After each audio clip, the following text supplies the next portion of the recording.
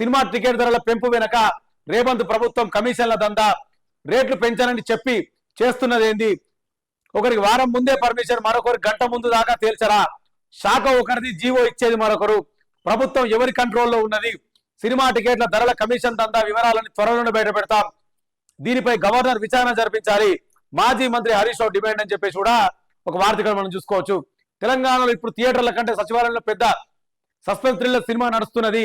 మాజీ మంత్రి హరీష్ రావు మాట్లాడుతున్నది ఒక మాట ఇక్కడ చూసుకోవచ్చు. సినిమా టికెట్ల ధరల పెంపు వెనుక రేవంత్ ప్రభుత్వం కమిషన్ల దందా కూడా చేస్తుందంట. అసలు వాస్తవానికి వచ్చి ఈ సినిమా టికెట్ల గురించి పుష్ప సినిమా రిలీజ్ అయ్యే ఒక ఇన్సిడెంట్ జరిగినప్పుడు, పుష్ప 2 రిలీజ్ ఇన్సిడెంట్ జరిగినప్పుడు కూడా ఇదే సంధ్యా థియేటర్లో ఎక్కడనో ఒక చనిపోతే కూడా అప్పుడు ఇదే అసెంబ్లీ సాక్షిగా రేవంత్ రెడ్డి గారు మేము ఏమంటారు ప్రీమియర్ షోలు పెట్టాము, బెనిఫిట్ షోస్ పెట్టాము మేము. తర్వాత అసలు ఏదున్నా సరే ఇంకొకసారి కూడా టికెట్ రేట్లు తెలంగాణ గవర్నమెంట్ లో నేను ముఖ్యమంత్రి ఉన్నంత వరకు కూడా పెంచే ప్రసక్తే లేదని అసెంబ్లీ సాక్షిగా ఈ ముఖ్యమంత్రి చెప్పింది. ఇక లేని పరిస్థితి.